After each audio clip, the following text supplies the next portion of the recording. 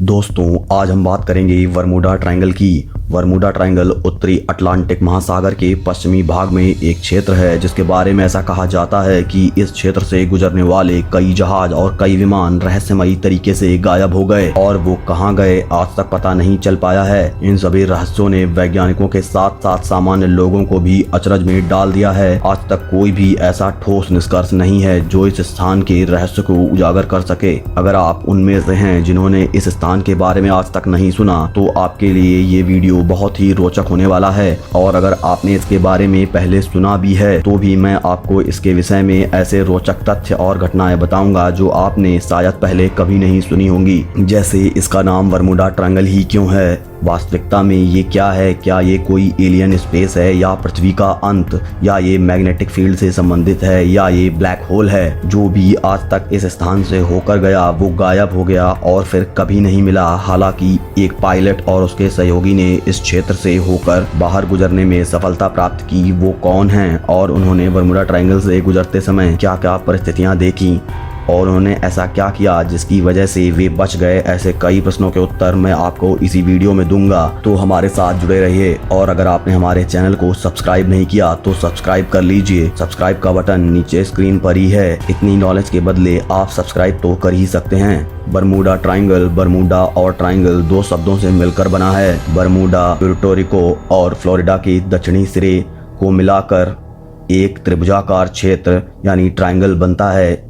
इसी कारण इसे वर्मुडा ट्रायंगल कहा जाता है। वैसे तो सैकड़ों जहाज और एरोप्लेन्स के वर्मुडा ट्रायंगल में गायब होने की कहानियां हैं, पर मैं आपको इनमें से कुछ के बारे में बताऊंगा। आइए सबसे पहले वर्मुडा ट्रायंगल में होने वाली कुछ अजीब और दुर्भाग्यपूर्ण घटनाओं के बारे में जानते हैं। सबसे पहला, मैरी सेलेस्टे का गायब होना। 5 दिसंबर 1872 के दिन मैरी सेलेस्टे, जो कि एक अमेरिकी व्यापारी थे, सामान ढोने वाले समुद्री जहाज को लेकर न्यूयॉर्क हार्बर से रवाना हुए जिसमें कुल 10 लोग और व्यापार का सामान था। जहाज के रवाना होने के कुछ समय बाद ही वो जहाज रहस्यमयी तरीके से गायब हो गया। कई खोजों और बचाव के प्रयास के बाद ब्रिटिश शिप देई ग्रेटिया द्वारा उसे अटलांटिक में पाया गया। शिप में कोई भी इंसान नहीं मिला और प्लेटों पर सड़ा खाना रखा हुआ था, जबकि शिप का कोई भी सामान गायब नहीं हुआ था। सूत्रों के अनुसार ये घटना बड़ी रहस्यमयी है और ये वर्मुडा ट्रायंगल से संबंधित मानी जाती है। दूसरा है एलन ऑस्टिन जहाज का गायब होना।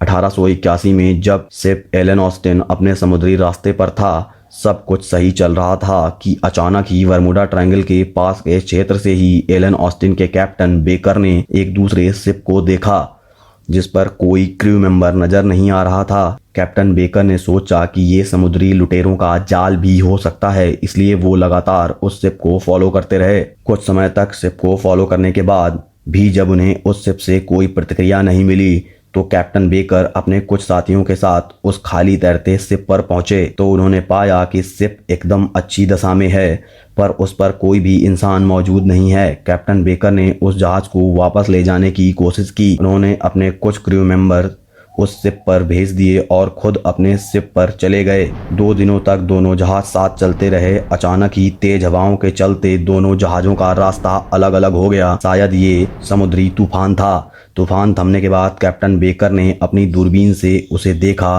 कि वो जहाज एक बार फिर से लक्ष्यहीन तैरता चला जा रहा है। कई घंटों की मेहनत के बाद कैप्टन बेकर ने अपने जहाज एलन ऑस्टिन की मदद से फिर से उस जहाज को पा लिया, पर जहाज की स्थिति वैसी ही थी। पर फिर से जहाज पर कोई भी क्रू मेंबर नहीं था जिन्हें बेकर ने जहाज पर भेजा था। कई प्रयासों के बाद भी एलन ऑस्टिन शिप उस शापित और अजीब से शिप को वापस नहीं ला सका। एलन ऑस्टिन शिप द्वारा उस शिप को वापस ले जाने की कोशिशों के चलते कुछ समय बाद एलियन ऑस्टिन जहाज भी रहस्यमयी तरीके से गायब हो गया और फिर वापस कभी नहीं मिला। तीसरा है USS cyclops. USS cyclops America के सबसे बड़े ईंधन ले जाने वाले समुद्री जहाजों में से एक था।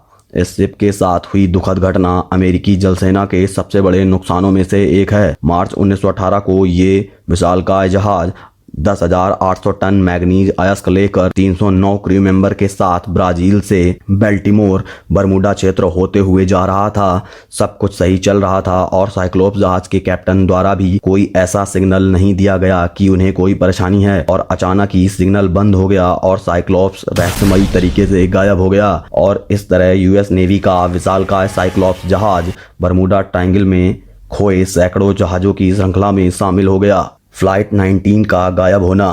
5 दिसंबर 1945 को 5 अमेरिकी नौसेना के तारपीडो बम वर्षक, जिन्हें फ्लाइट 19 के नाम से जाना जाता था, अपने नियमित प्रशिक्षण मिशन पर फ्लोरिडा बेस से उड़ान भरते हैं। पर एक त्रिभुजाकार क्षेत्र यानी बरमूडा ट्रायंगल में पहुंचते ही 14 चालक दल के सदस्यों सहित विमान गायब हो जाते हैं। बचाव के लिए भेजा गया एक दूसरा विमान भी रहस्यमयी तरीके से गायब हो जाता है। बचाव के लिए भेजे गए कुछ अन्य पायलट का कहना था कि उस क्षेत्र के आसपास पहुंचते ही वहां तूफानी मौसम हो गया था और उनकी कंपस ने काम करना बंद कर दिया था। गायब होने के कुछ देर पहले एक पायलट ने यह मैसेज दिया था कि हम सफेद रंग के पानी जैसी चीज में जा रहे हैं, हमें पता नहीं है हम कहां जा रहे हैं। और अंत में उसने कहा, ये पानी सफेद नहीं, ये तो हरा है। बस इतना ही बताकर वो पायलट भी विमान सहित गायब हो गया। कुछ शोधकर्ताओं का कहना है कि उस स्थान में नीचे कोई एलियन बेस है जो नहीं चाहता कि उसका रहस्य उजागर हो। बरमूडा ट्रायंगल के क्षेत्र के पास से गुजरने वाले कई पायलट ने अजीब परिस्थितियां फेस की हैं, पर उनमें से कोई भी सही से एक्सप्लेन नहीं कर सका